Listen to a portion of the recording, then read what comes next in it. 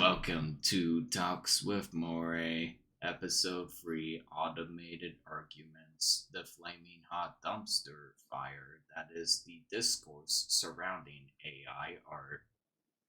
Thank you, computer. I'm your host, Ian Taylor.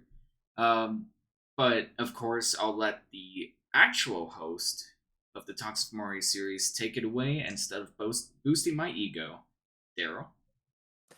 Hey, what's up, everybody in Radio Land? It's Daryl coming back at you.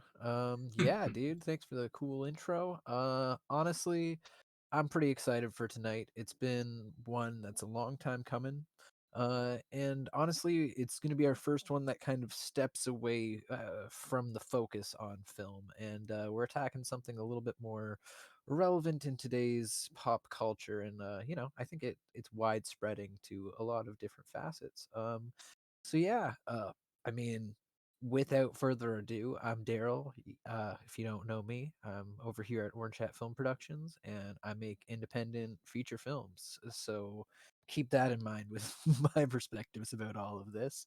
Um, yeah. Who else do we have on this fine panel? To my right, Oh, anyone? Drew, is it that's me? Q. Yes. Ah, evening You everyone. are.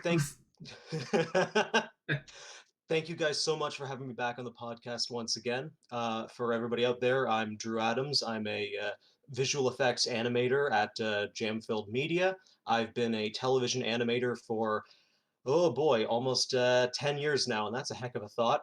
And yeah, I'm really stoked to be able to actually have like a good conversation, a good roundtable discussion with so many other creative individuals who come from so many different disciplines of art.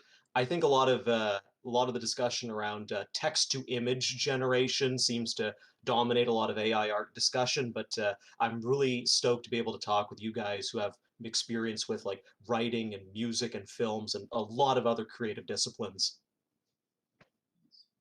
As I mentioned earlier, I'm Ian Taylor. I'm a huge connoisseur for video games, movies, particularly Dungeons and Dragons, but lately I am making an attempt to dip my toes into the filmmaking industry, so definitely a huge bias on that front. So, yeah, excited to see where this conversation goes. Hope we can stay friends afterwards.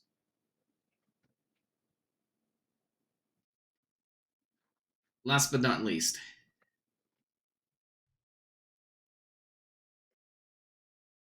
And joining us is Devin. I don't know if his Devin, mic's muted. Oh, is my your. mic isn't There, working. It's there we working go. now. Okay, The you're good. robot's You're been good. trying to the robot's been trying to silence me up until now. Fantastic. The Anyway, Matrix. um, my name is Devin. I am the co-host of the show Thursdays with Moray, um, which is a title that is really hard to find in the algorithm.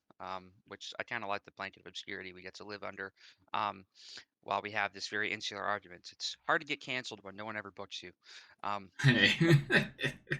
anyway, so. Yeah, we're having this discussion on the topic of AI art, and my initial prompt to this with trying to get certain people on board is I would put art in quotes because that really was like the main point of contention that was made by a lot of artists and people who consume art. Um, er, this whole thing for me um, really piqued interest in August of this last year. That's when Mid Journey went live. Um, and I guess I'll just go with a little bit of my background here. So I am a filmmaker, artist. I consider myself borderline artistic anyway, musician, and I like to pull things from all different kinds of mediums in whatever way I feel helps me express what I'm trying to get across as efficiently and as I wouldn't use the word expediently as possible. Um, but I like to be open to whatever method seems to be out there to create an idea and get it across. So I, when I first heard about AI image generation, it did pique my interest quite a bit. This was before there were any ethical issues being brought forward about it, which has definitely made me rethink a lot of how I've applied. But I will open up and say how I've used AI art. So I did hop onto Midjourney when it was first made live, and it was something that was very curiosity inducing and addicting at first. um, just because it helped me kind of get across some ideas that I had a hard time kind of visualizing and putting across. And I would use kind of prompts to get those ideas out there. And the way that I have used it for this show in particular, um, is in creating banners. So, for each episode of this podcast that we do, we usually take three movies that have something in common with each other and we tie it together with some kind of theme. So, every week, for a while when we were doing the show weekly, I would pull images from Google and I would throw them together in an image editing software, and I would take the three posters and I would create a composite image to tie the theme together of the three films we're reviewing, which I think is inherently a transformative work. Um, Although I would be pulling, other people's images for that. What sold me on Midjourney was this video by Film Riot initially, where they basically explored it as a way to create assets for VFX work or graphic design. And I thought, well, this might be a really useful tool that I could use on a weekly basis. And one of the first examples that I remember using was for our 100th episode of the show, where we took three movies that we were all pitching different rewrite ideas for, like movies um, that we had kind of lights or saw some potential in, but we wanted to come up with a uh, written idea for the script. And when I was thinking of the banner for this, um, I wanted to have an image of a typewriter on fire. I was thinking of Barton Fink and the kind of hellhole that writers live in sometimes. And I wasn't able to find any image on Google that really captured that specific image and was fitting in the format that I need. So I tried out Midjourney and I was able to give it the parameters I wanted, and I got a pretty good usable image for what I needed in that use case. It was pretty janky, but I knew that it wasn't gonna be just the image presented as is. I was gonna add some text and I was gonna add some other elements to it. So for my use case in that particular vein, I would use it as an asset for a more transformative work at the end. So anyway, that's just Cool. kind of my background with it and how I have used it. Although a lot of ethical concerns have come up since, which has made me rethink that process a little bit. But that's just me being transparent about how I have used it. Yeah, bingo. Like I feel like we'll probably get into that in a little bit, but the legal stuff has definitely been like a real plot twist for all of this. For clarity on my end, I have kind of the opposite experience in that I have no experience. So a lot of the guys have messed around with it. I've seen a lot of the creations you guys have made, but I personally have never input a text to image thing. I just a lot of them are I never did the free samples because I didn't want to go down that rabbit hole really. And yeah, so a lot of mine is more theoretical and more about like I don't know, a lot of the potential of all of these kind of crazy concepts. But yeah, no, I it's a lot through you guys where I've actually had interactions with this and through the Discord. So yeah, I don't know. Drew, have you done any specific stuff yourself in the position you're in just to see what it does out of curiosity, or is this more of like a total taboo for you? That's a great question, actually. And the answer is I actually have. Yes, I've used AI manipulation, but I used it several years prior to any of this discussion. Way back in 2020, I worked on a short personal film, but I didn't use Midjourney or OpenAI or DALL-E. I actually wanted to get a specific visual effect for a short film I was making. Fateful Equation was a short film I made. It's 1 minute long, about a mathematician who finds an evil math formula and it mathematically dissolves him out of existence by accident. It's very cursed. But to visualize this effect, I wanted to create an effect that was both mechanical and chaotically organic. So the AI program I used was Google's Deep Dream AI. What I did was I drew my pictures for this film, this little animation, and then I used another program to generate the image, a representational image of a Mandelbrot fractal, which is a mathematical equation of an infinitely recursive shape. And I took two source images that I created and I crammed them into Deep Dreams AI to spit out a visual representation of something that was both chaotic but mechanical, and I was quite pleased with the result. That was the first time that I had ever used an AI as a tool, and it's also been the last time I've used an AI as a tool. But the thing that I'm so excited to be able to talk about you guys tonight, a lot like what Devin says, is that for me, there's a lot of ethics I want to discuss about this cutting edge, brand new technology. Like my use of this software was very specific and minimal and novel, and I feel like Oh no, Drew! We lost him! Mid sentence, that was Yeah, really. the robots took him Oh, away. Drew, Drew, we come got you back to back. us. oh sorry, am I here? Yeah, Yep. you're here now. What Yep. happened? When did you lose me? I lost me like mid. Experience. Yeah, something about experience you cut off after that. Cut you off Oh, mid-sentence. oh crap. Well, my only real experience with this was using it briefly for a short film visual effect. Um, did you hear any of Yeah, that? we got Yeah, all we that, got but all it was that. only like a few seconds ago that you Drew, cut out. before I continue, can you hit the recaptcha just to make sure you're human?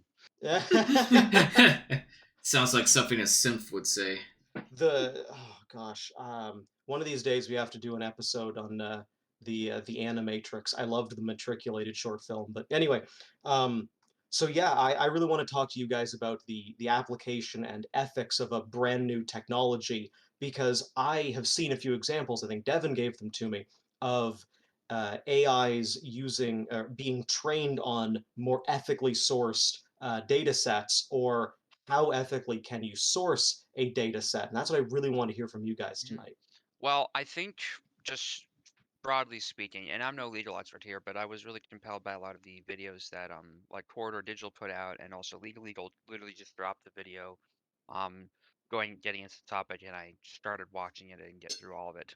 Um, and I think Getty Images is working on a lawsuit against Midjourney, but mostly what they're trying to get out of it, I think, is a licensing agreement so that artists or photographers that want to allow their images to be used by the AI algorithm can, and that way there's permissions from the artist side to have their images be sourced, and I think there's some potential there, and that could make this more ethical and make this more of a tool that can be used to and more transformative work rather than derivative or straight up copyright infringing work.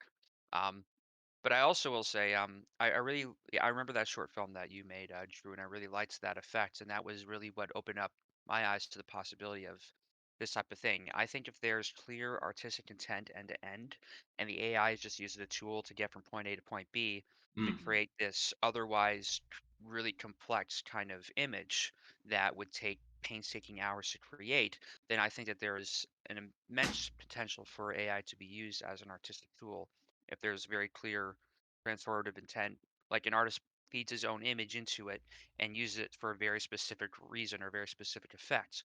And it was your film, and it was another film by another filmmaker friend that I've made online, um, named Johnny Clyde, and he did this experimental short film called "I Have Found Your Dream," which is like a robot trying to restructure someone's memory or someone's dream, and he used, I think, NVIDIA Paint, I think is what it was called, which was this way that you could crudely draw a canvas and it'll fill the image with like photographic data to create a somewhat realistic kind of image, and he used that to animate um, sort of how your brain might restructure a memory or a thought.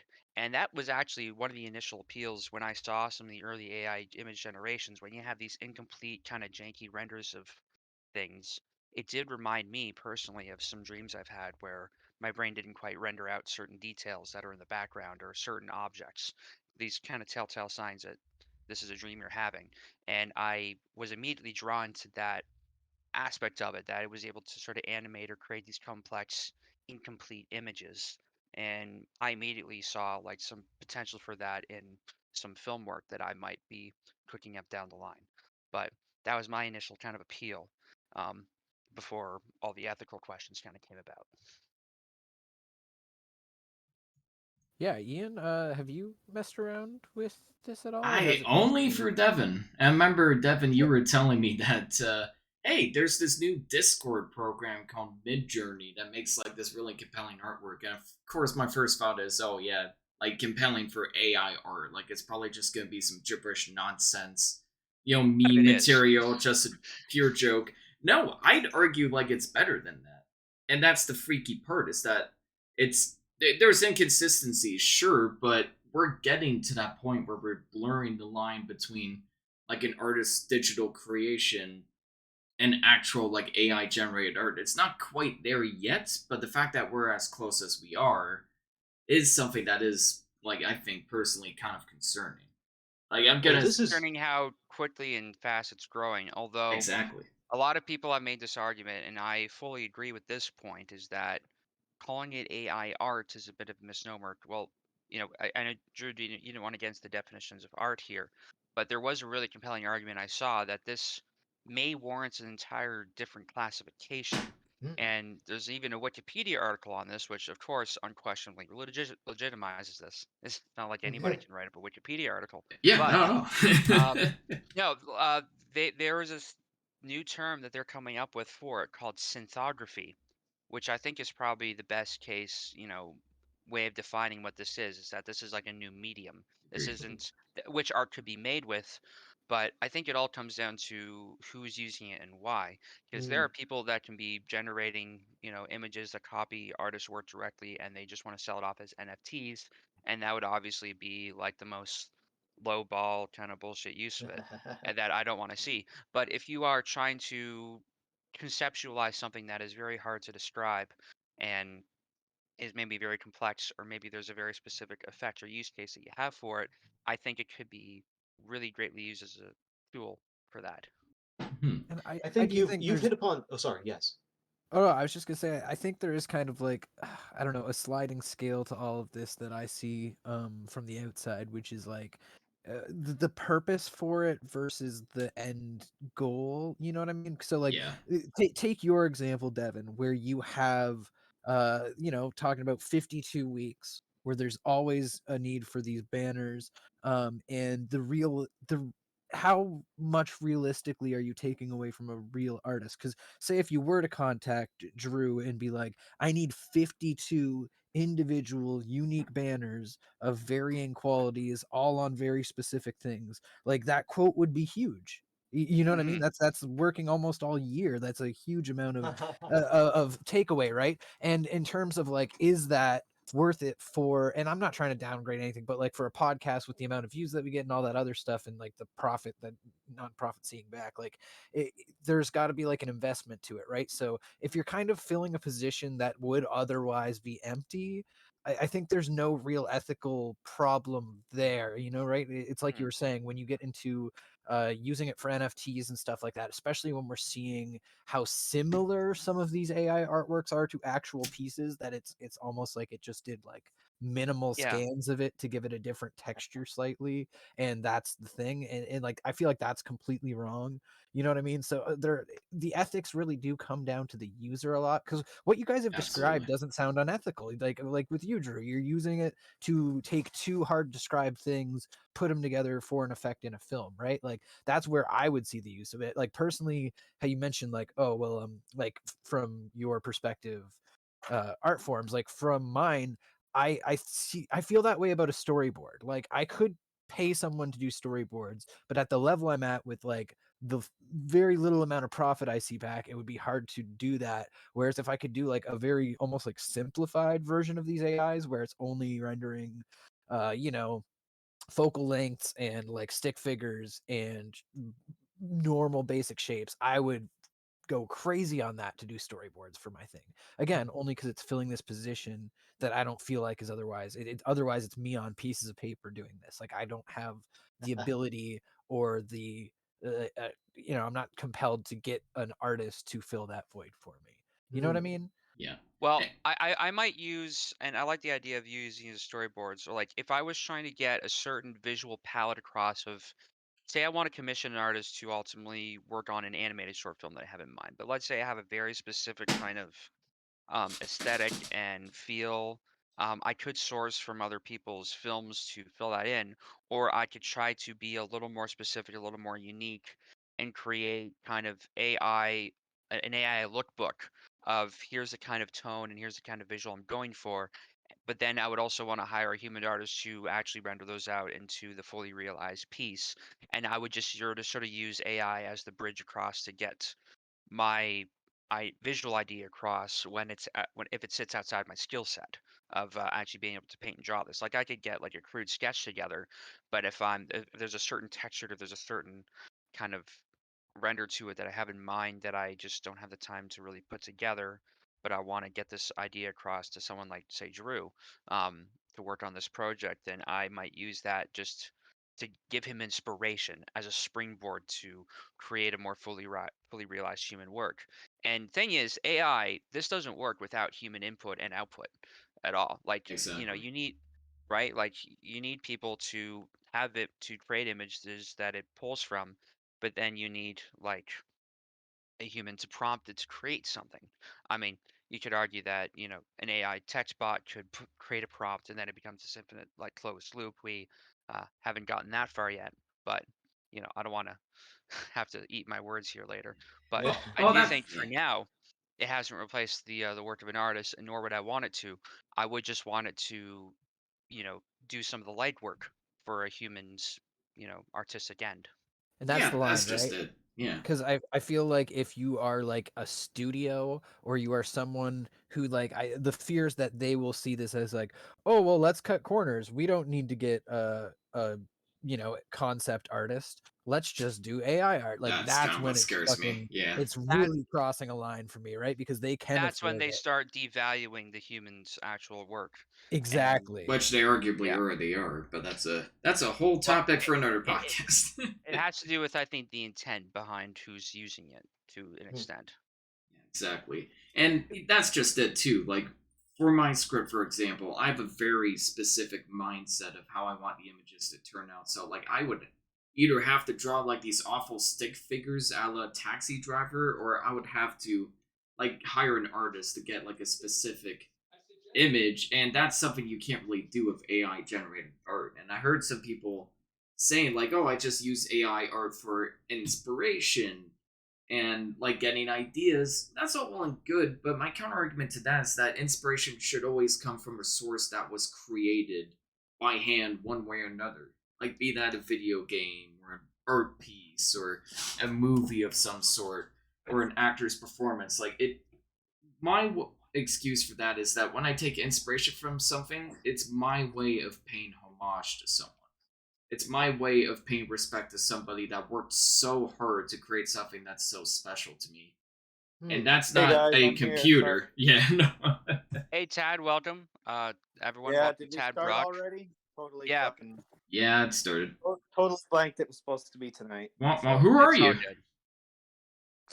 I'm Tad Brock. I am a wannabe character designer and artist, and yeah, I hate AI art. So, Yeah, that's what we've Perfect. needed. We've all been actually fairly like, Oh, I not hate it too. defending it, but we've so we've been playing fairly nice. So I'm glad Tad has come in with a little bit of the So, Tad, redness. just to bring you up to speed, we have started to draw kind of a nuanced argument, and some of the legal stuff arguing before between derivative and transformative work, and we were kind of arguing that in a very specific use case where you have a human intent.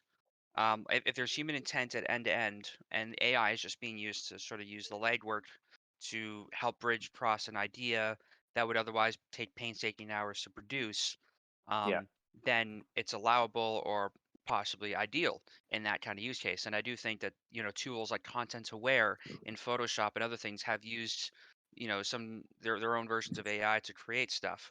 Um, so that was kind of where we were in terms of the arguments. And you come barreling in here saying you hate AI art, and I'm yes, very no, yes, no, I do. I'm very eager to hear your stance on this. Take it away. All right. Well, okay. Here's the thing. I should preface with saying that like there is a lot of benefits to AI art, right? Obviously, it's a tool. It can be used, and if you use it in a specific way, then absolutely, it's a great thing to have. Like you said, it could cut the flow, or it can cut work and allow you to get more shit done. That, and that's a benefit. Like, you look at, years from now, people like used to be, you had to paint on a canvas, right? And then they were like, oh well, now we can just do that in a computer and get marginally the similar results, right? Mhm. So And there was a lot of it's not. pushback when those were first brought in. Anyway, don't mean to cut Oh, you off. 100%. But like, as with anything, like, it it I should say, I'm prefacing that AI art, it's a tool, and I see the benefits. However, there is also like this kind of dark, fucked up underbelly when it comes to this whole AI art, because the whole the whole thing with AI art is that it steals people's work in order to make the stuff that you do, right? So the if you don't put any images into it, it doesn't work. It doesn't produce a desired result. So you've got a lot of these artists online who are, they didn't get the choice of whether their art was put into this machine, and now people are able to produce pretty close, like pretty close copies of their work.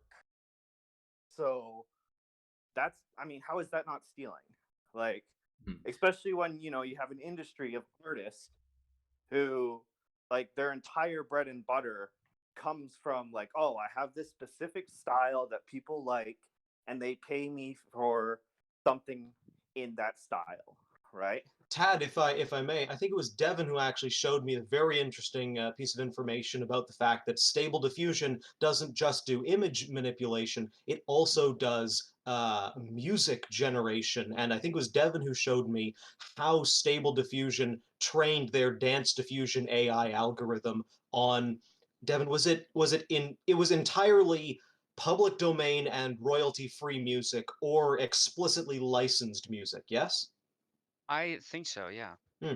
See, one of the things I'd love to actually ask the group here is, do you guys think that there is a method of making an ethically sourced database? I think that Dance Diffusion using only public domain, royalty free, and licensed music is the closest I've seen to a deliberately curated ethical data pool source.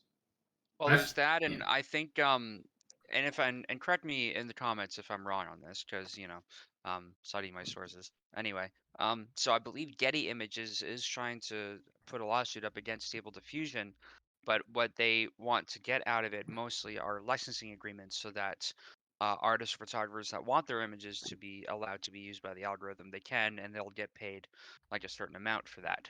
And so I think that might also come close to a more ethical use where artists are voluntarily letting their images be allowed in a data set rather than just it being scrapped. But there is also, in the one video I shared from Corridor, they explain how this works, where it does take like a copyrighted image, but then it obfuscates it with noise and then kind of undoes that process to create its own image using the same kind of data. Um, so it is uh, at worst creating derivative work, but at best, if it's used, depending on the intent of the user, could be seen as transformative. And this is all something that hasn't been decided legally yet, and I'm no legal expert. These are just videos that have been coming up lately that have really started to add more fuel to this argument, or to this discussion, I should say. Well, most of the artists I know online who, they don't hate AI art. They don't hate the idea of it. What they hate is people taking their images without their Yeah, permission and that's and plagiarism. putting them into this AI art and generating a fucking image that looks exactly like something that they painted. Hmm. Yeah, true, Exactly. and I can absolutely understand that. Like, I'm a borderline artist myself, Hmm. um, but no, like if someone were creating works that were absolutely derivative of mine or copying of my kind of style, or trying to present it as if it was something that I had made and trying to make a buck off of it, then I would absolutely be livid, you know. Um, and I think it all comes down to the user intent to some extent. There might be a more systemic kind of thing to this that is outside of my grasp still, but I will say one of the first prompts I ever put into Midjourney, this was just something that was like a curiosity of mine. This is before any of the legal or ethical discussions really came about. But in my mind, I had been trying to dream of what a collaboration between MC Escher and Zdzisław Baczynski would look like. Ooh. And one of the first prompts that I ever gave Midjourney, because this is something that I had in mind for a while, but I had a hard time visualizing just because it would be such a complex kind of image. And both these artists are long dead. Um, I decided what would, if I put these two names together as a prompt, what would that look like? And it gave me something that was kind of resembling what I had in mind, but not quite. But it was like a starting point of me visualizing what those two kind of art styles might look put synthesized together. And so yeah, the arguments that we were making here, and just bringing up the speed tag, Drew had used an AI long before any Midjourney any of this came out to create a very specific effect with a fractal image, which I think is, correct me if I'm wrong, an image that can only be created in a computer using, well, math to generate it, but it does resemble a lot of patterns you see in nature. So that Mm. is using that tool for that very specific kind of effect. And there's some artists who have used it as a tool in creating a short film to create also certain kind of effects. Um, I was joining with Summer with that, and I completely blanked out. But Well, anyway, Well, see, yes. here's the thing. I get the whole like it's a useful tool thing. Where I personally draw the line in the sand, and what I really hate about AI art is that it's solely focused on the result. It's not focused on the journey or the thing that it took to make that Or the result. experience. It's or the experience. It's none of it. There's no artistic interpretation, or there's no like what's the word, like when a director or somebody like explains like, oh yeah, like when I shot this movie I had this specific idea in mind, and like this is why I wanted to do it this way, kind of thing. Like there's none of that. It's a fucking machine. So Tad, Exactly. I'd love to be able to build on that really quickly because you've hit on the exact thing I've been meditating on for a while now. I do worry that a lot of AI art image, generation discussion forgets how anthropomorphized these programs are becoming because we've never before had the technology to just create images from text prompt. All images always had to be made by somebody somehow. Someone took that photo, someone made that painting. But now we have a piece of machinery, a piece of technology that can output visual facsimiles of things, but were not crafted by any specific human hands. And I think that the anthropomorphization of this technology is actually quite pervasive. And I can't blame that for happening because, you would say things like, this image was very inspired, but the machine cannot be inspired even close to the way that humans are inspired. It's not the same mental process. Yeah, exactly. If you look at stuff like the Mona Lisa, and the whole idea with the Mona Lisa was that she's hiding like a layer of tragedy behind a smile, and that's what makes the smile so iconic. Like stuff like that just gets lost. Or what Rhea Schuhorn said about her performance in Better Call Saul, that was inspired by like a homeless lady she saw on the bus, and that's how she was able to cry so convincingly in one scene.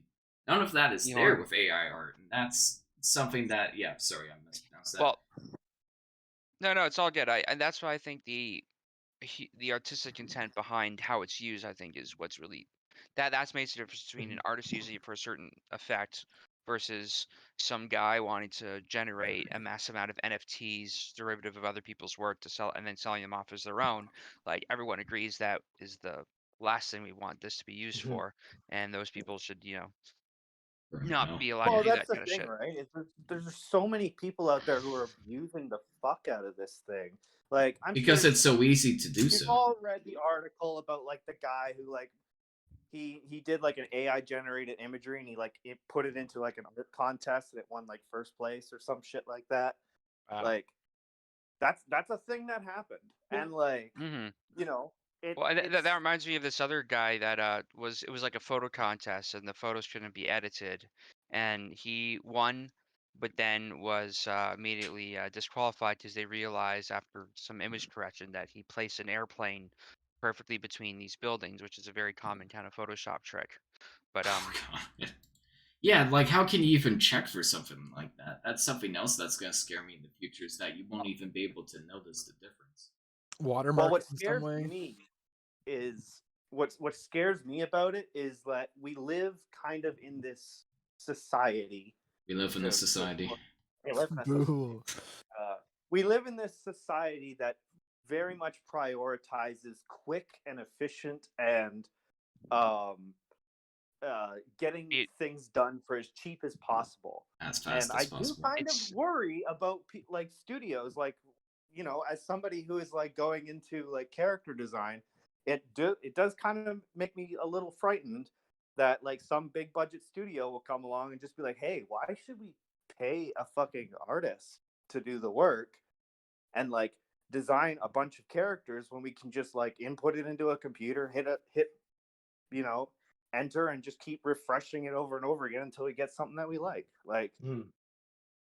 I I don't don't know. know. yeah, There has it's to be some kind of rules put in place, right? I think that's what we're getting at the end of the day. Because Devin, yeah. honestly, you've raised a good point many times that like it's all about intent, right? But you can't just say, everybody act good and expect the internet to listen, Be good. right? Like Oh yeah. I think at the end of the day, that's what we're trying to get at, right? Like I think Drew's raised a very good point that some kind of like ethically sourced database would hit this at the core. It would undo a lot of the ethics we're talking about, and then put some asterisks on that. If you're using that database and it's in some kind of thing, you need to put it in the credits. You need to, it's just like Incompetech or incompetent or whatever the fuck. You know what I'm trying to say? Like you Mhm. make them put that in your piece if you're going to use the free stuff, and Mm.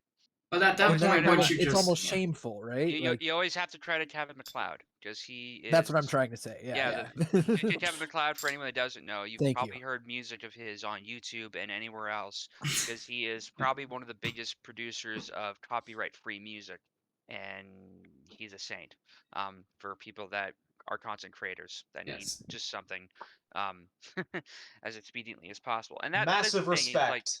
the expediency with which things are produced is always a concern, and there is a price to expediency. Um, that we've come to find, I think, with and I think people can feel when something isn't fully authentic, or I mean, some a lot of people probably just don't care. They just want to be entertained for however many hours in a day. Um, but back to my point on like lifting up the legwork, there was an example that I had in mind. Um, so I was looking at um, some like classic kind of analog artists whose work I appreciate, and there's this couple of animators in Russia, Yuri Nordstrom. I'm not sure exactly how to pronounce his name. Um, he was responsible for this short film back in the day called Hedgehog in the Fog, and some of these others. And the process with in which he and his wife kind of created to animate these films are utterly unique to them. They use kind of the multi-plane camera that Disney uses, but they also use these like individually painted cells layered to animate these creatures and these characters that look utterly like uncanny, like photoreal. And but even though it's all hand painted, and it's this painstaking process that they've adapted.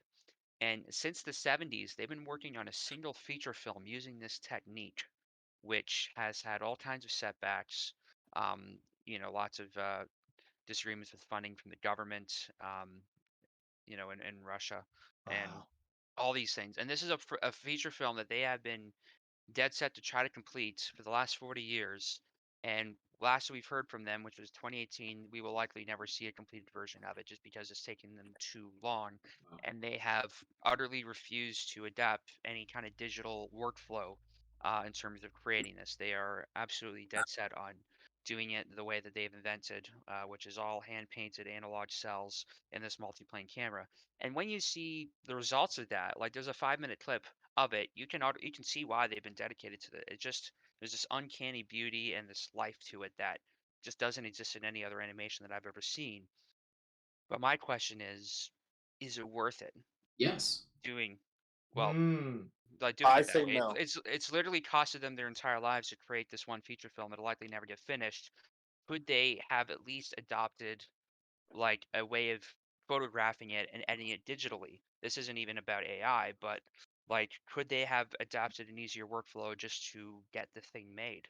I'd Sure, say but at the very end of the day, you admire them more for not exactly. taking that route.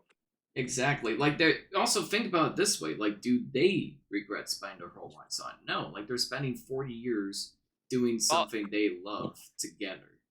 if And I you think there's something beautiful about that. if you in interviews with the guy, he does talk a lot of regrets about how long this has taken. Well, And sure, like you're I always think gonna he have ultimately regrets. regrets that he'll never probably finish it. He and his wife, and his wife does a lot of the legwork on it, in terms of animating. But Well, sure, I you're think always gonna have regrets on passion projects. Like anytime you make a movie, tell me you don't feel 5 billion regrets while like making even like the shortest, simplest movies. Like it all comes with the creative process. And people aren't gonna look at that and go like, "Oh, they made an unfinished movie." They're gonna look like, "Yeah, they couldn't finish it, but look at what we've gotten. We've gotten a masterpiece." on the Made, other side of that yeah. coin, you have Phil Tippett, who did complete making Mad God, which I still need to see, but I've been so enthralled with just the story that he spent 30 years creating that all animated, all hand, stop motion animated on 35 millimeter film. And that's something he was able to see through for fruition, which is great. Um, but I guess this is like when the ambition or the artistic kind of vision exceeds ability. Should we not Mhm. be more adaptable to different ways of doing things? One artist that I absolutely admire is David Lynch.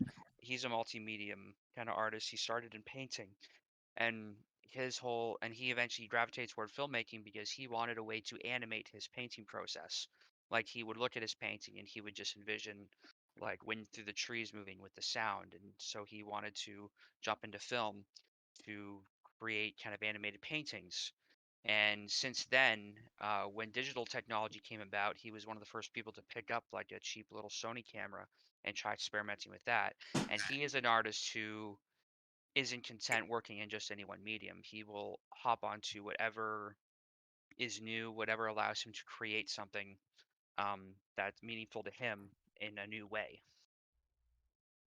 You see, I Yeah, like but this sort of idea. You know, a knife can stab or it can help cook my dinner. And I really appreciate the thoughtfulness put into using a piece of technology for easing of burden rather than, easing of tedium rather than eliminating the creative process. Sorry to cut you off there, Tad. well, no, that you actually kind of like touched on what I was getting to. It's just like there's still a creative process when you involve using when you use these new tools that comes out. When David Lynch uses a new tool, he's using it for a reason. With AI art, though, it's kind of a little different in my opinion because there really isn't any reason. Like there It's isn't just a many shortcut. things there are because it's just so.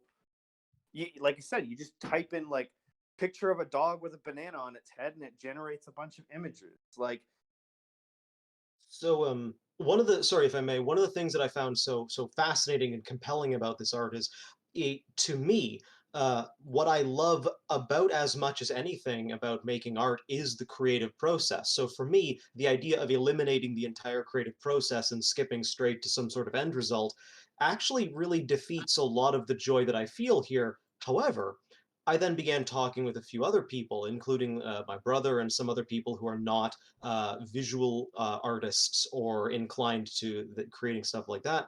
And they found this technology actually quite compelling for essentially eliminating the barrier of entry for creating a visual depiction. Now, of course, how close that is to someone's actual vision is, shaky at best at the moment, though the technology is absolutely progressing forward.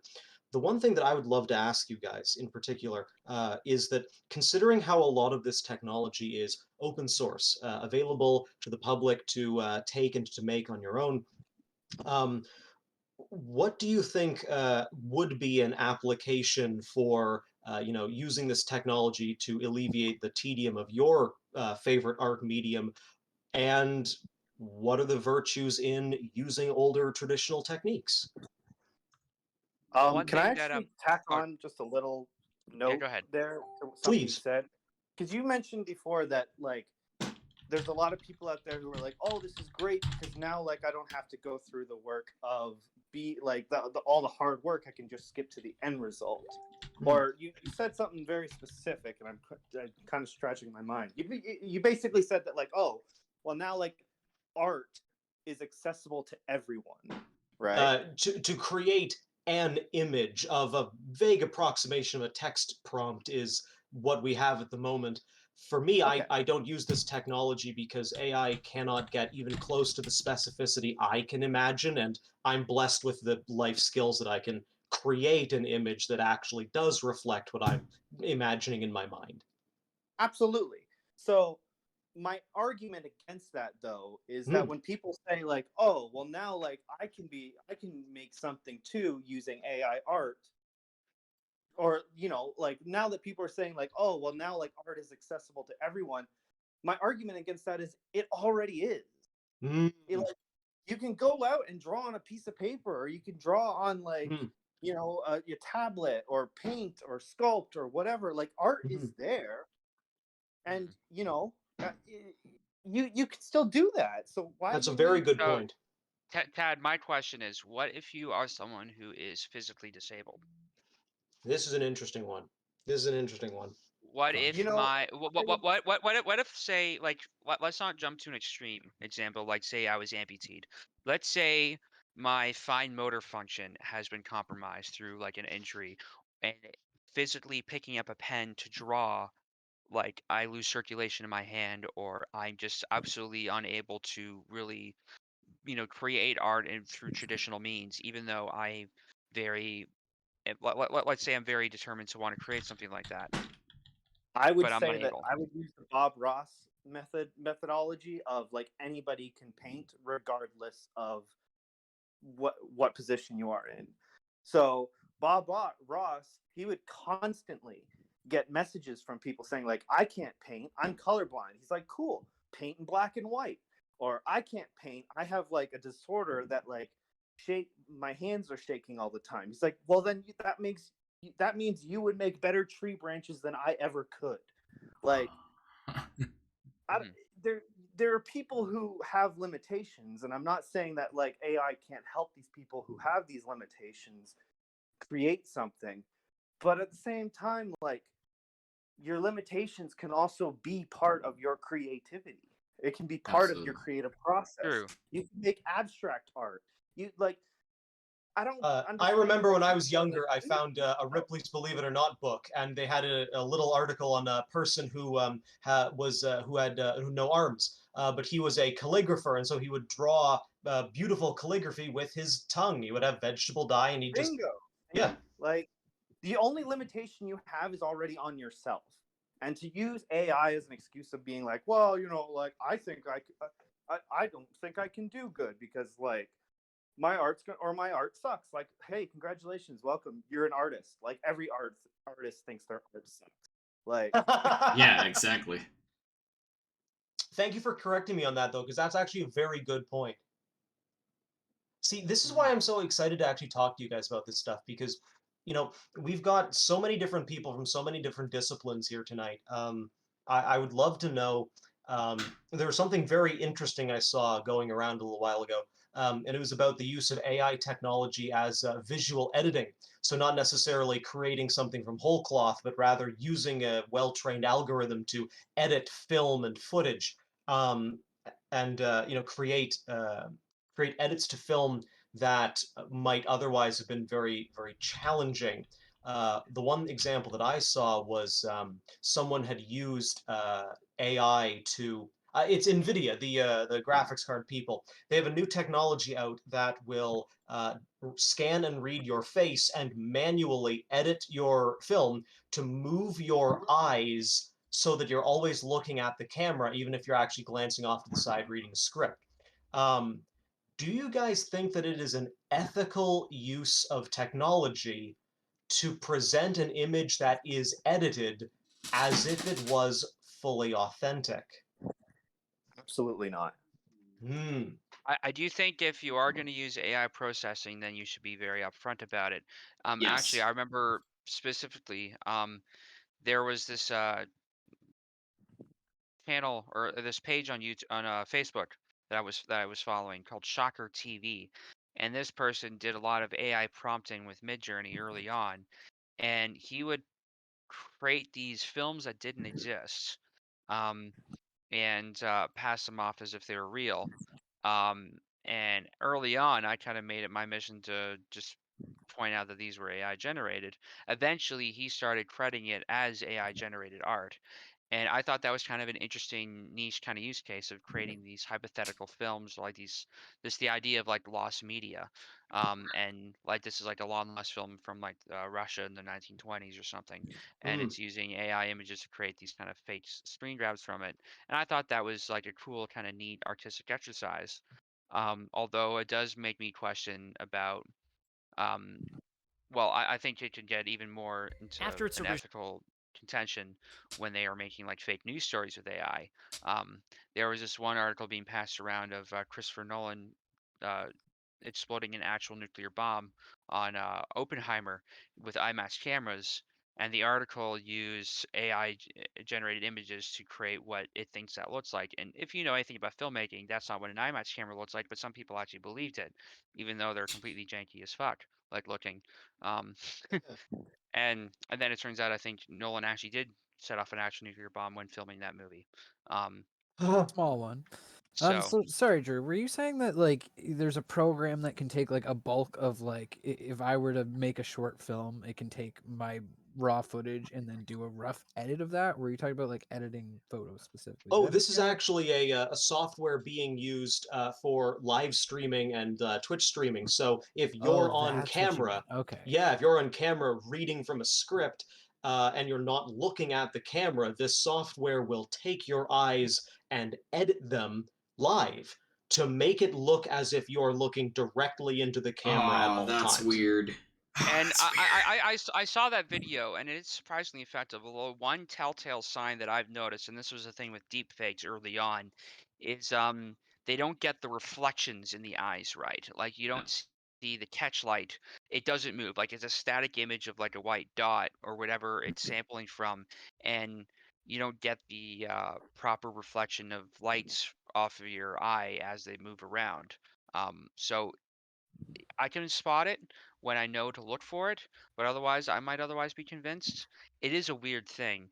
And, these are corrective tools which could be used in certain use cases that might be useful, but I think it does come down to kind of the intent and end use of it. Like, no, not the means don't always justify the ends, but if the ends are like, I don't know, ethical, I don't know. It's I think I think this is actually it's a a broad yeah. question, but this actually brings me into another thing. So apart from imagery, we also have AI generated, or I think they call them deep fake kind of voice things, where people have been able to synthesize how a person sounds. I remember them releasing one of Jordan Peterson like a while ago, and making him saying even more ridiculous things. Um, but they actually used AI voice synthesis to recreate, with his permission, James Earl Jones's voice in the Obi-Wan Kenobi show for Darth Vader. Yeah. Yeah. That is Although that to be fair, that kind of like it works in that advantage because James Earl Jones's voice is already filtered through like a robotic machine. mm, So like it's the AI is kind of just like skipping that, I And it guess. depends. Like we're not talking about open source when we're talking about that, right? Like they write crazy code. yeah. They're doing their own kind of Hmm. both with deep fakes and with the audio, like to create these Yeah. AIs. Like that's a Disney patent kind of thing. So I feel But like and that's again, the other thing too is they got James Earl Jones permission. That was like the crucial part that's missing right now from this current AI Mm. thing Yeah, and it's all the this permission. discord is that Yeah. there are people out there who are using other people's art without permission. So it And sounds like like we're, sorry if I may, Tab, I think we're finding some pretty decent grounds here for the ethical use of this technology. You know, the scrutiny of a database source, the transparency about the use of the technology, and the consent to the use of the technology. Yeah, These absolutely. seem to be our themes at the moment. I'm really enjoying this. These are ideas I've been having trouble crystallizing myself, and I'm really enjoying hearing all this. Well, yeah, I that's mean, just it. Is like plagiarism is always rough, but the easier it gets to create technology and find technology on the internet, the more tools, unfortunately, they have at their disposal. Like people are always going to plagiarize and steal work and try to play it off as their own. Like that's been a common issue with schools and colleges and universities for years. But now that it's getting easier to do so, I think it's just becoming more noticeable, I guess. But it's always been an issue. It's just now it's easier to accomplish said goals. And that's just going to progress upwards, unfortunately. I mean, if you want to get like philosophical and trippy about it, like there is the argument to be made that and this is a little tinfoil hat, so sorry about that, but there's the argument to be made that if AI is as in control of the internet as it is, what we consider and have mentioned throughout this podcast to be obvious AI art may be intentionally obvious, and there is so much more AI going on that is not obvious to us Yeah, currently. which is Um, I and that there's gets certain scary. there are certain news stories I've seen like there's something up with this, and I don't. It's just like an instinctual thing kind of thing. But I'm wondering if there is AI that's been developed already past the point of recognition that this is like reality, and you can have people doing and saying ridiculous things. But that is going into conspiracy territory a little bit. But that is also the concern. Like, where are we drawing the line here? But that's the thing is it's kind of an inevitability, right? Like, because if you're talking about it getting better and better, like, okay, so take away the whole like it's already there. It's progressing there. I think Yeah. none of us can deny the fact that within the last year it's been this exponential growth of it, and the Yeah. more it grows, the more it's growing itself.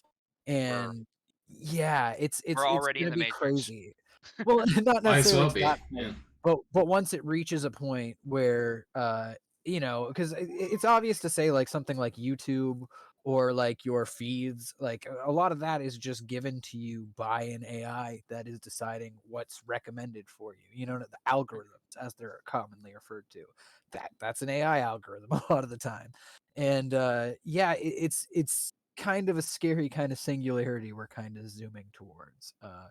I don't really know. I don't have a question there, I guess, but Well, it's we are training computers to understand ourselves at a rate we barely understand ourselves, and it's really fascinating to see how exponential the growth has been.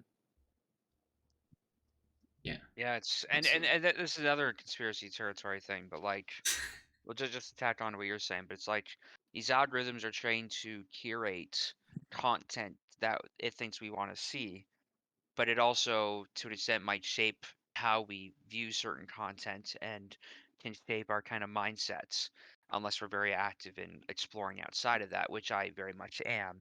Part of the drive of me doing this podcast was to watch a bunch of films that I haven't seen before and to explore kind of perspectives and mindsets that are otherwise unfamiliar to me. Because I do think that, filmmaking um, can be a tremendous tool for building empathy and understanding perspective through a lens of storytelling. And it was like one of the early episodes we did. We looked at uh, films around the Vietnam War, but I wanted to explore outside of like an American-made Vietnam film, just because like. Did the Vietnamese ever make a film about that war and from their perspective? And there was one that we saw, and it was just very interesting to see it from their kind of point of view. Um, ignoring all the American propaganda. They had their own propaganda about that. But it's like you kind of see how they saw it and examine how we looked at it and kind of come up with some synthesis of perspectives there. Um, anyway, I may be drawing a false correlation here, but that's, I forget where How I was many going with people that. here love Hayao Miyazaki? Oh, I love him. Yeah. Oh, yeah, I What's mean, who his doesn't? reaction to the whole AI art thing? Oh, has he I reacted remember to it? I so He I remember just seeing a posted it clip in of the him. Discord. Oh, is this So the this is him talking about like it was like a weren't they showing him like some 3D model of some kind of corpse that was walking around Zombie using this game, yeah, like yeah. yeah. this and he just had this immediate disgust to it.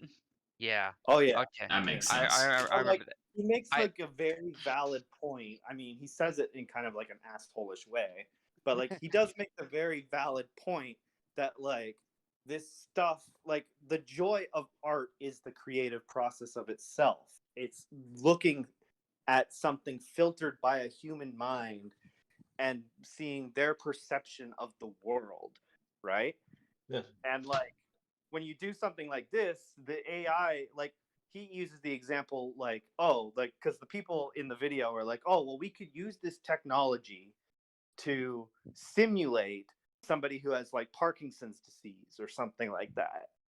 And his response is that yes, but that doesn't, that's an insult to life itself. And mm, that Yeah, because it's a like simulation.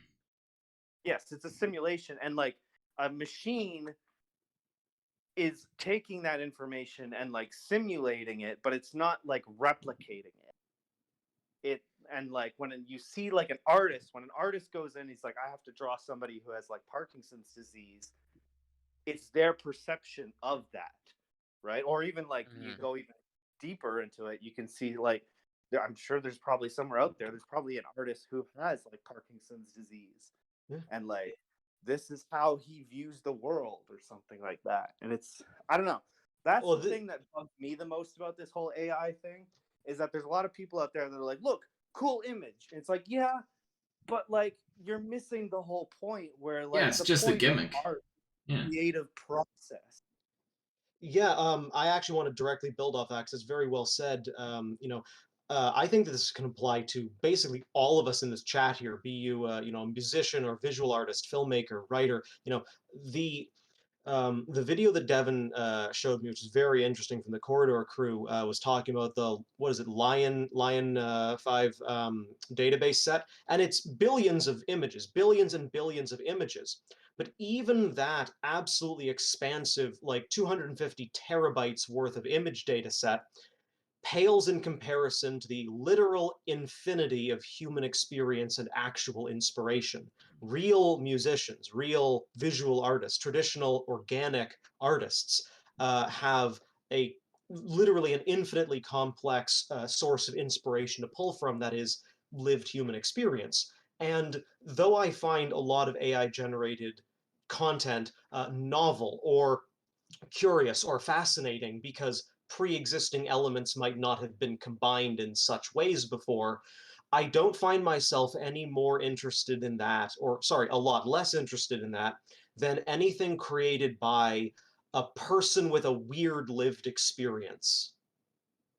No, I 100%. totally agree with this because I think part of the reason why Tad came in so hot headed is because I just kind of thought about it, and if my profession was as threatened as his, I would probably be just as angry. You know what I mean? Like Mhm. to this day, like all out of everyone, well, sorry, Drew, you as well, but like I know Tad really wants to be like a concept artist and Yes. like a character designer, which are two very threatened things by this technology. But like say on the opposite hand, say because in a world where James Cameron really convinced everyone and people were just like, oh fuck yeah, let me buy 360 cameras, I'll set them up around the room, we'll just grab a performance, and then there's this new AI program, we just plug it in, it does your entire shot list, it frames everything, it picks lenses.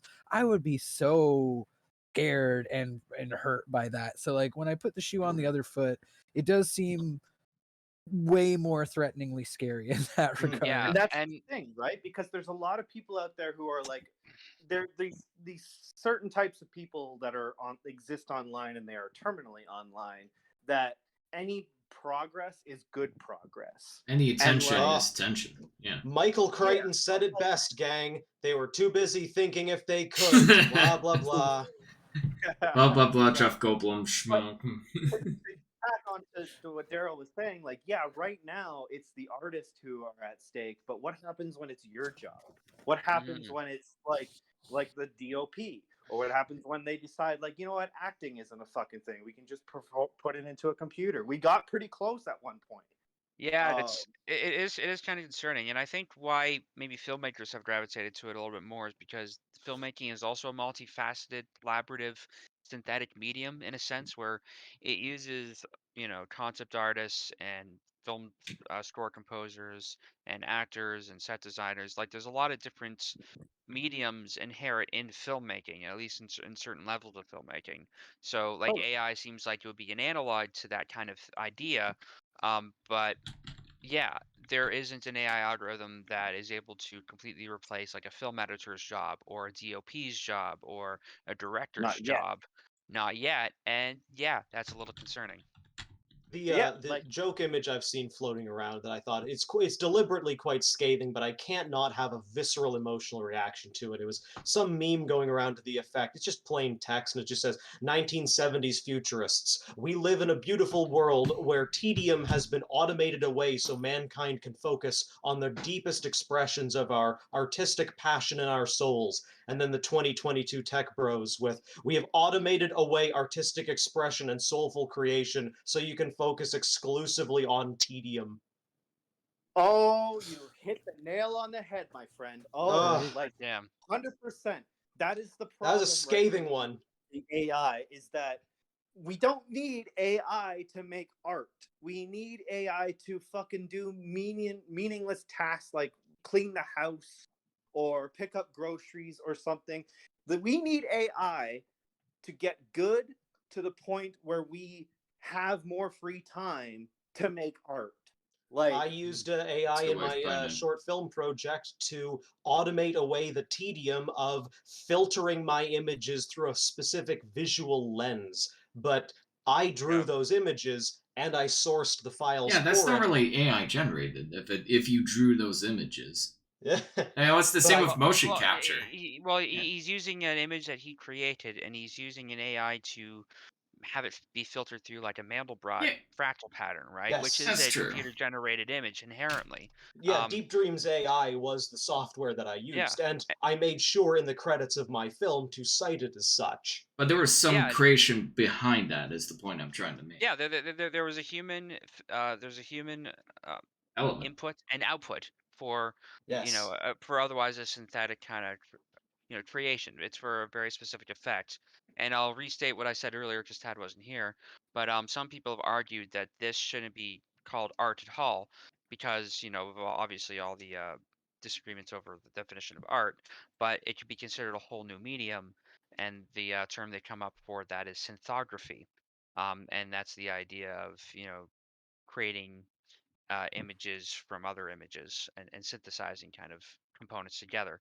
And Tad, I kind of like that. not to push back on your point too much, because I agree it would be great if we had AI that took away tedium. But some people might say that the way they keep their house, the way they clean their house, is an art form. We watched a film that was 3.5 hours of a woman cleaning her house, and people consider that film a work of art, um, for showing kind of the tedium of a woman's life. But people can kind of turn any daily task or anything that they do into an art form if as they see it. But yeah, it's just sort of there's this very lucid kind of definition there of what is considered art. It's how it is Yeah. done. Well, I mean, ultimately, that's this what all boils down to, right? Is what is, and that's kind of hard to answer because it's different for everyone. Like for me, in my mind, art is a form of communication, right? When I watch a movie like Puss in Boots, right, and I see the character of like the wolf, the Yeah, thing man. that I'm automatically looking at is like, wow, what is it that the character designers are like trying to communicate with this character? He's black and white and gray. He's got these piercing red eyes. He's got this very recognizable silhouette. His colors are cut down into like the perfect split of 60 30 10. It's like it's just a wonderful fucking thing to look at. And like As an aside, why the heck was Puss in Boots 2 so good? because it was, I don't know, man. I don't know. It's Because the bad sarcasm, guys too. was mid, so that could be really good.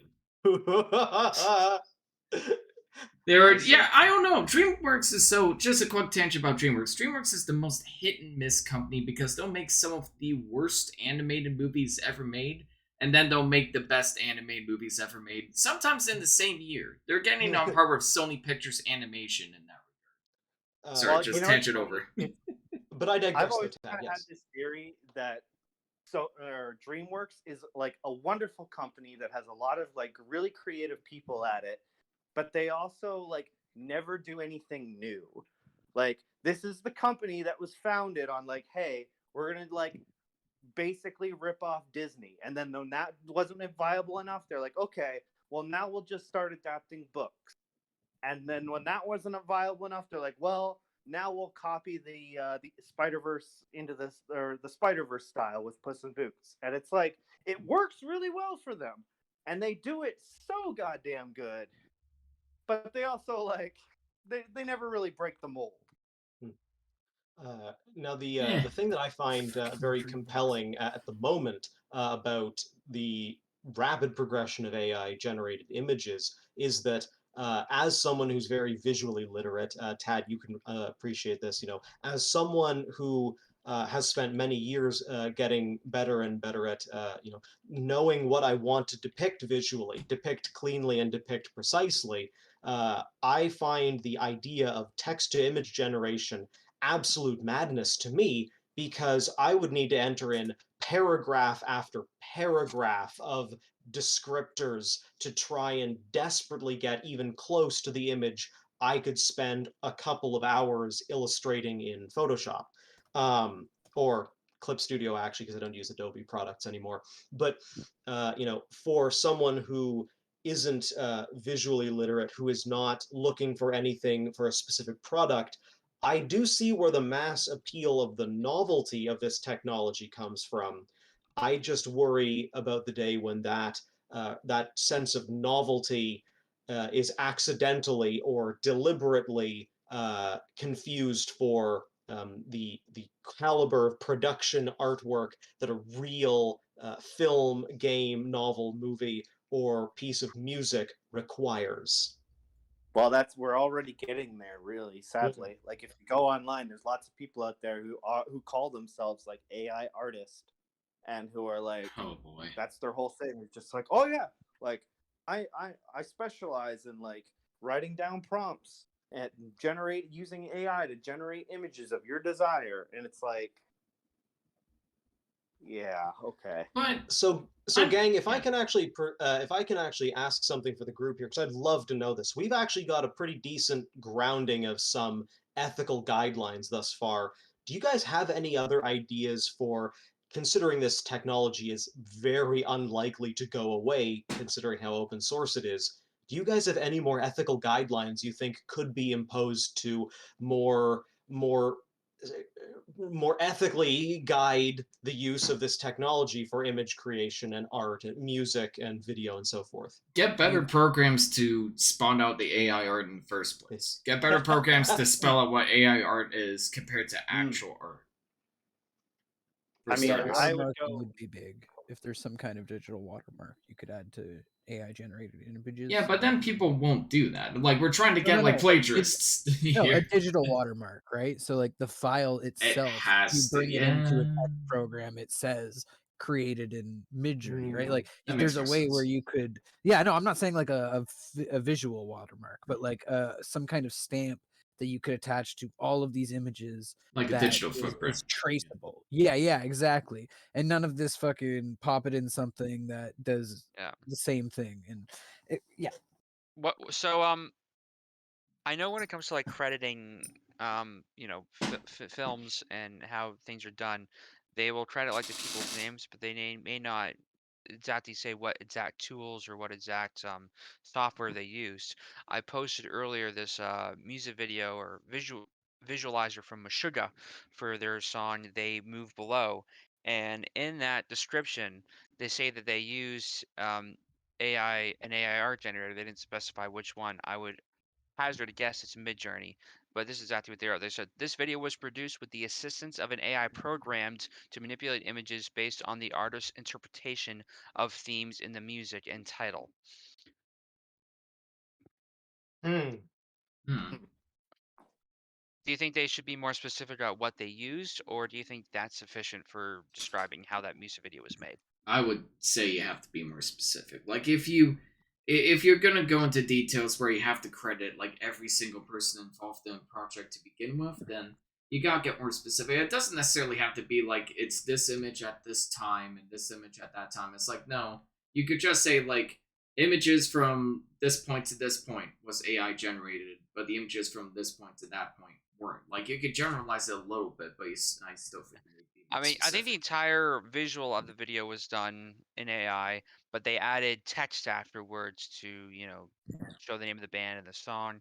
Um, and there was this like one kind of transition from one scene to another, and I think there's a couple other splice points. So they probably had like some base images created from AI, but then they put it into an NLE.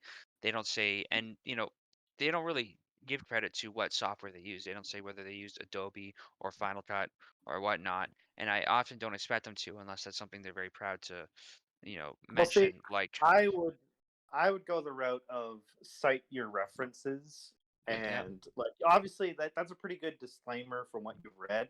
But like even in the industry, when we like artists use references, that's just part of the job, right? yeah, But I know for a fact because my teacher has told me this, like if there is ever a time where you are doing art and you submit something to the studio and they say, hey, this looks suspiciously like something else we've seen, the first thing they're going to do is say, hey, show us your references, because they want to know if you copied it or not. And I think that should be the same thing with like when you make like a music video that's been made with like AI art or whatever. It's like, oh yeah, hey, what are your references here?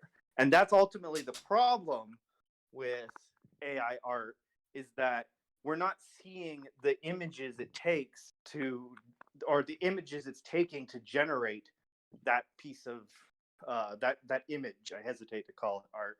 hmm. Um, Well, and this is that's another the thing. problem. I think we should, if anything, these AI art generators, we should be able to go in and see every single, like the billions of images that it has in there. We should be able to go in and see, like, oh, well, if I type in bear, what are the images it's pulling up to of a bear, It's right? If mapping I out, type yeah. in this person's name, is their art in this? Is it in there? Like that's Synthography. yeah. Yeah, yeah, synthography, we could call it that. And I do think more transparency of how it's done is a good idea. Like, I think the better we understand how it works, the more we can really be exacting with our legal definitions and our ethical questions on it.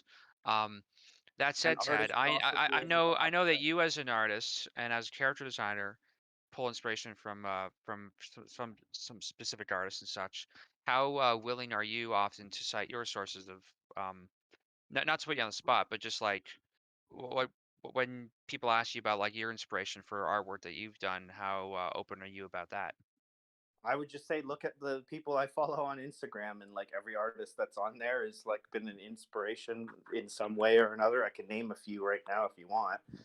Yeah, Um, but That's okay. Name a interesting. few. Like Devin there's wants receipts.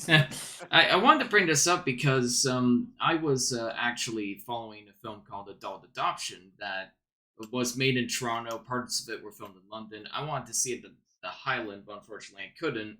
But thankfully, like I messaged the creators on YouTube, and they were kind enough to put me to their Instagram.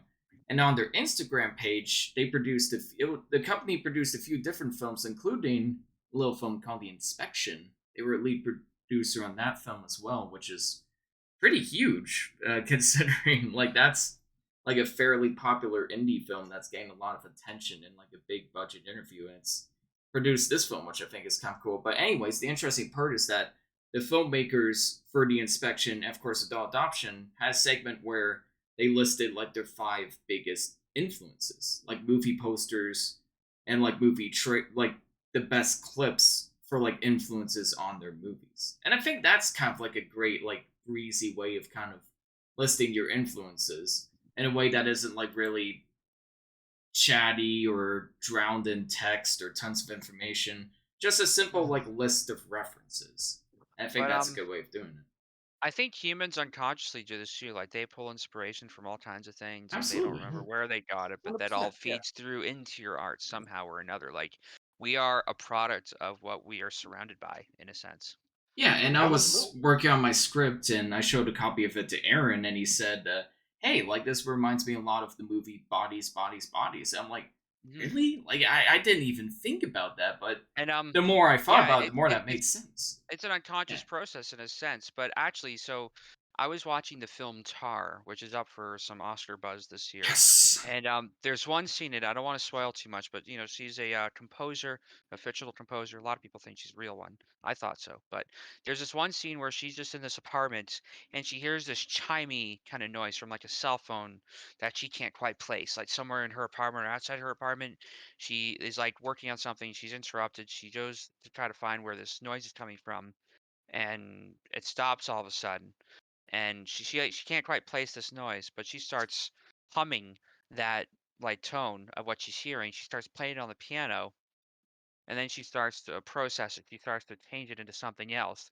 And then the next scene is her orchestrating this whole conducting this whole orchestra, and she's completely transformed this annoying chime she was trying to place into a completely different transformative piece of music.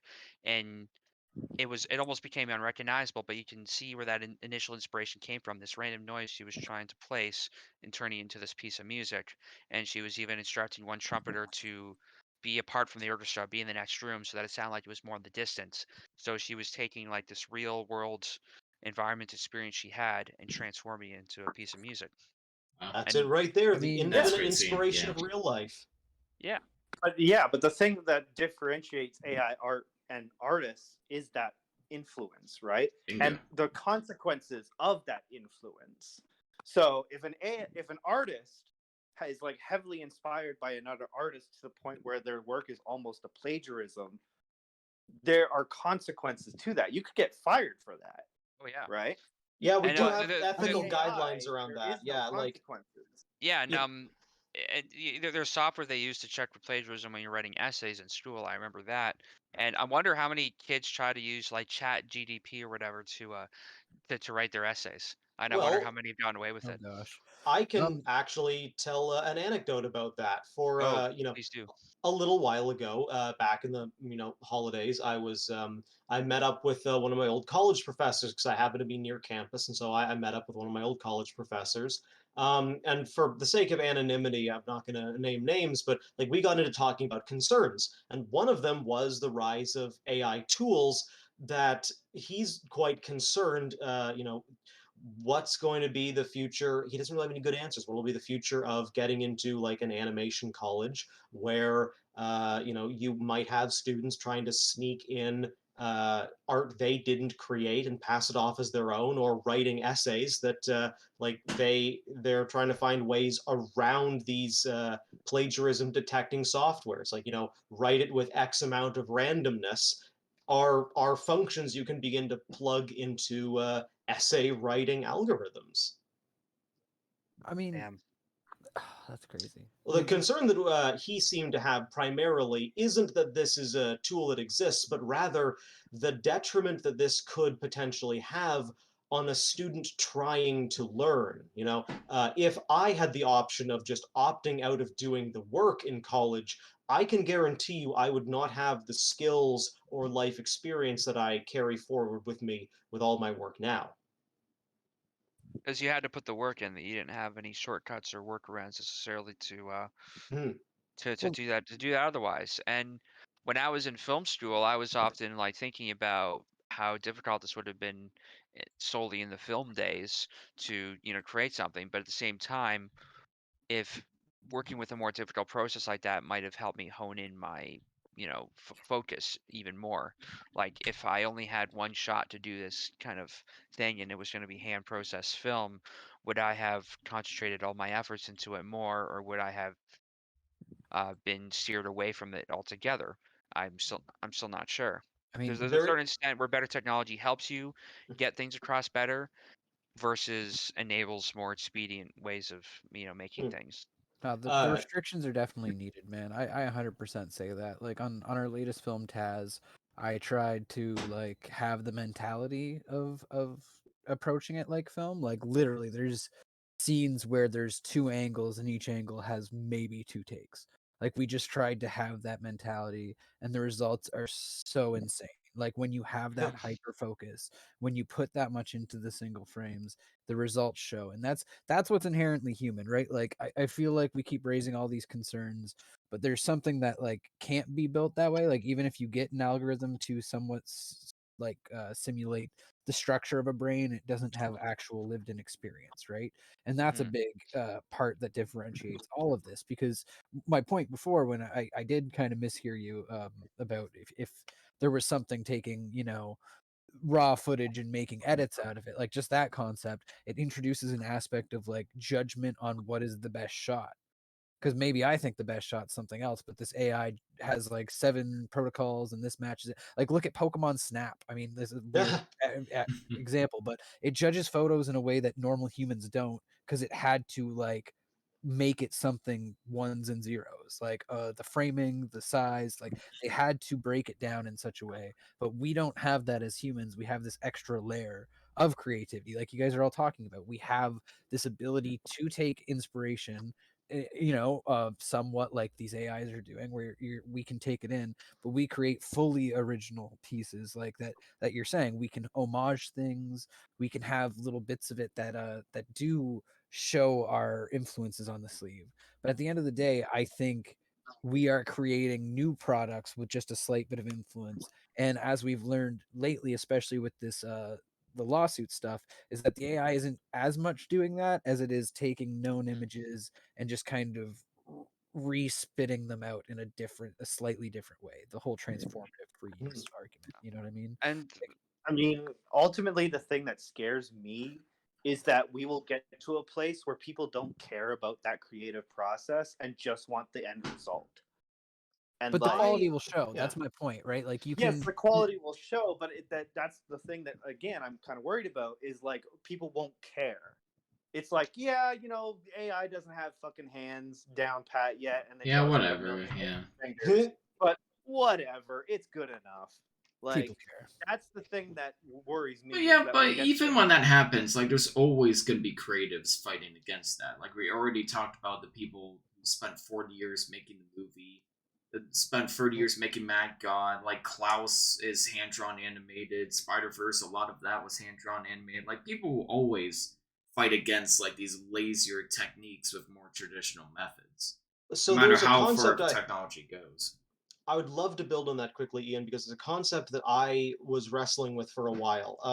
I'm a little bit unhinged, and I actually watch art auctions online because they're kind of cool to me. I do, I watch these. But here's a real question. Yeah. What makes an original painting valuable? I think the experience behind it. There you go. So Yeah. what I think I've seen people distill down is one of the reasons that original works of art, especially organic works of art, are so valuable is that those pieces of work contain the time the artist put into it. yeah, Absolutely. 100%. No, like there's a very big difference between if I go out and place a certain set of stones in a specific way and whether or not the wind just blows the stones into that exact same manner, Yeah. right? Like there's a difference there.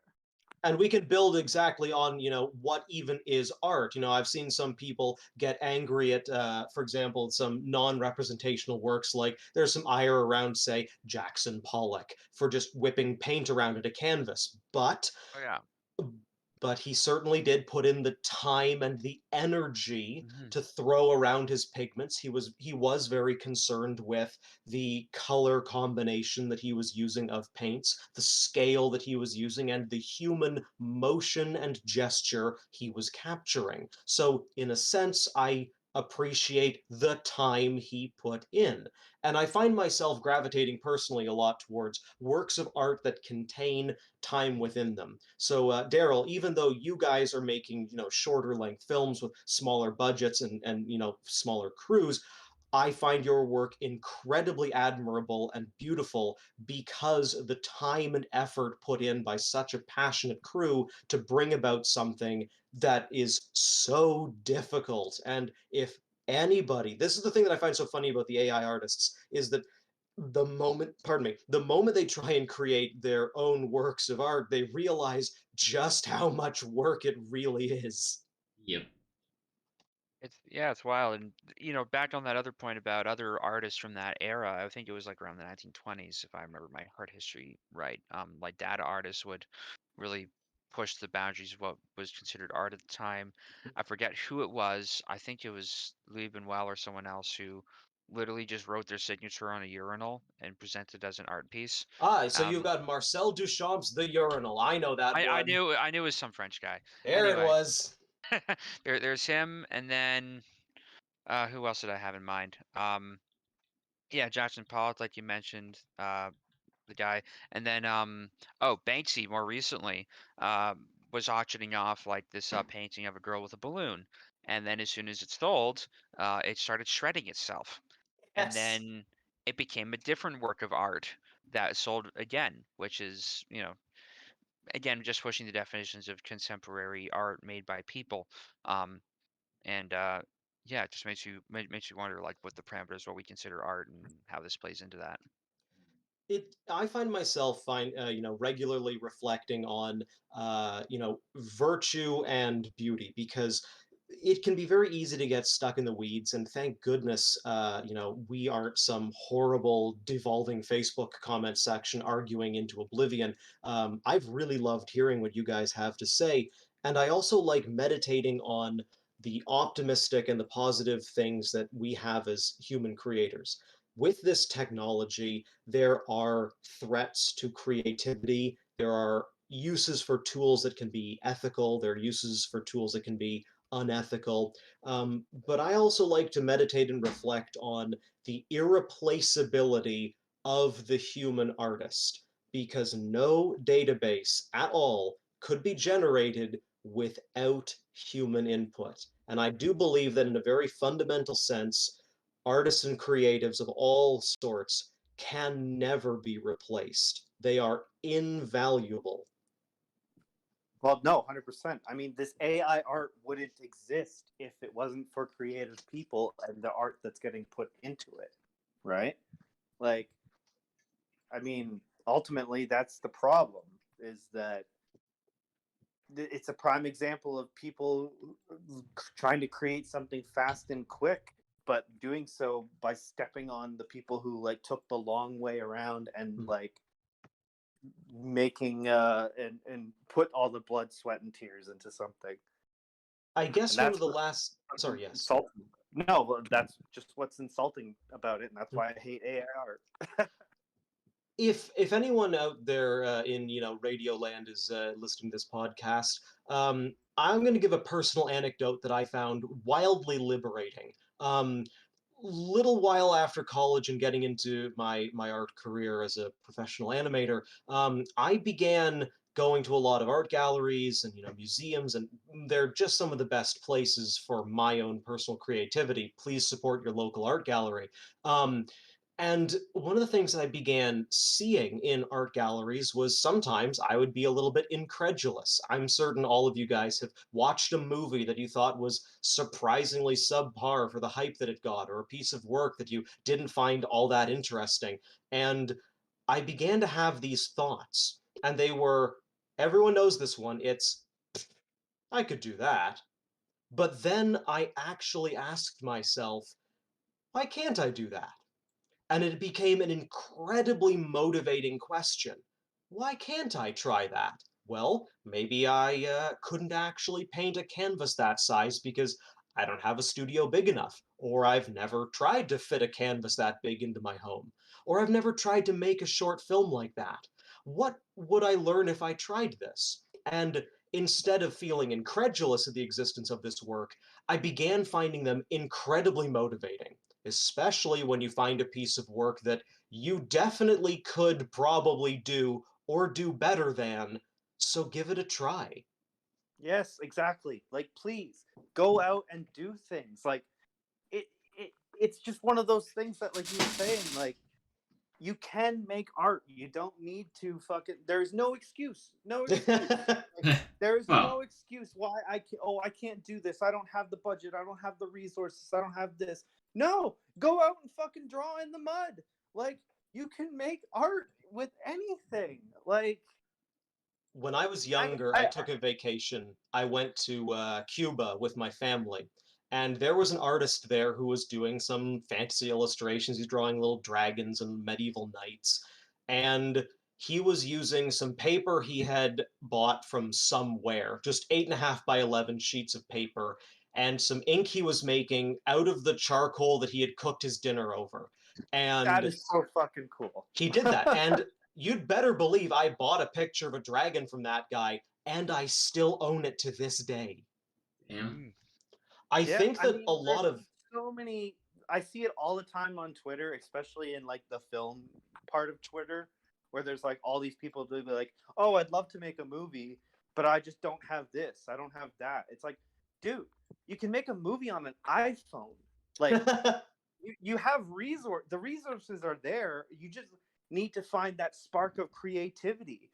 And I truly do believe that limitations produce more creative results. limitation breeds You innovation is a motto I've been wanting to say for a while now. But Yes.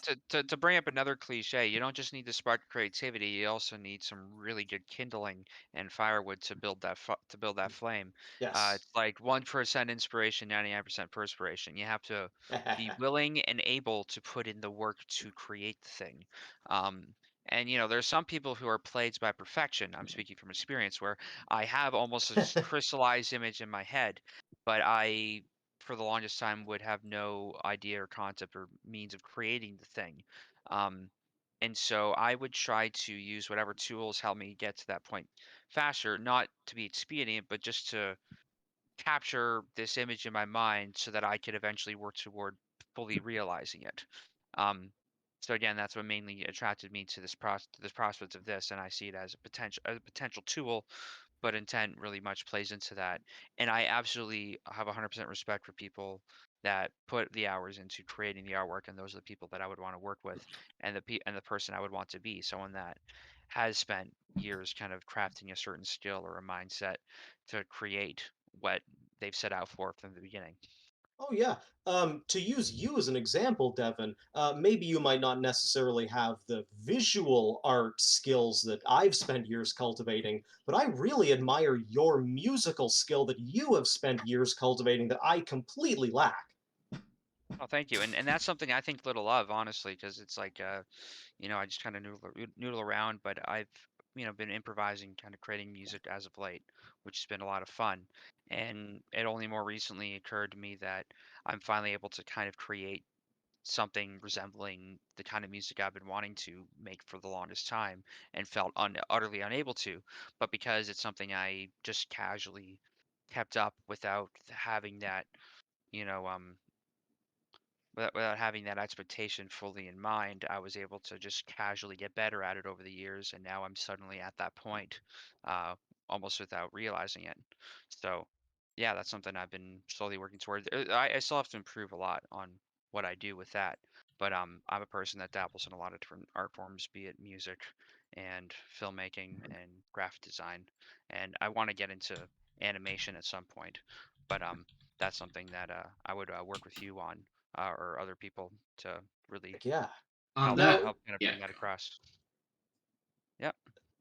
gang, there's one thing I'd like to ask the group here, because we are all in one form or another, some sort of, person with an artistic discipline or artistic vision. Is there anything that you would like to say to anyone in the audience who is an AI algorithm user? Or a synthographer if they want to A give themselves synthographer, thank you. give For any themselves a synthographers in the audience, is there something you'd like to say to them? Go outside. No. Yeah.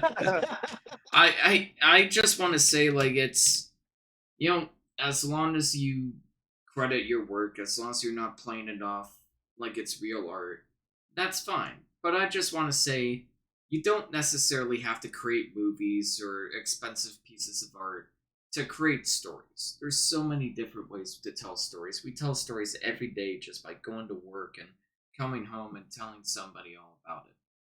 Just focus on expanding one step at a time. There's nothing wrong with using AI algorithms as long as it's just something on the side. But don't make that your entire source of income. There's so much more you can do. You just don't know. I mean, ultimately, it comes down to just be responsible Just with do the it! art that you or the synthography or whatever that you're making. You know, have if typing words into a generator and like seeing what pops up gives you the necessary serotonin levels in your brain, then by all means, fucking keep doing it. But at the same time, like, I would honestly say go out and try and make something with your own two hands or your own feet or whatever. Just go out and make something yourself, because I can guarantee you whatever serotonin levels that you're getting from like typing in a prompt is going to be way higher when you actually like make something yourself. Absolutely. And finally hit that result where you finish it, whatever it may be. If I Chad, may, what if you're a brainstem in a jar with a neural link that only is you're only able to communicate with the outside world is through text? Well, then write a book.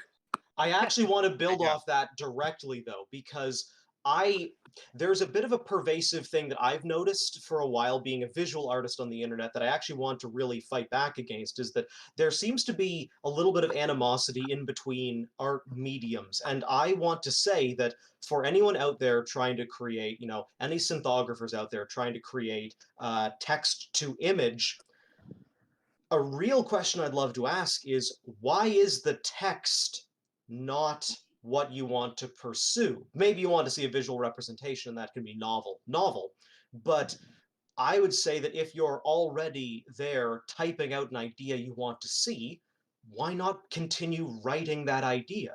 You know, when I was cutting my teeth on the early internet, and I'd begun like early college days getting out onto the internet and sharing images.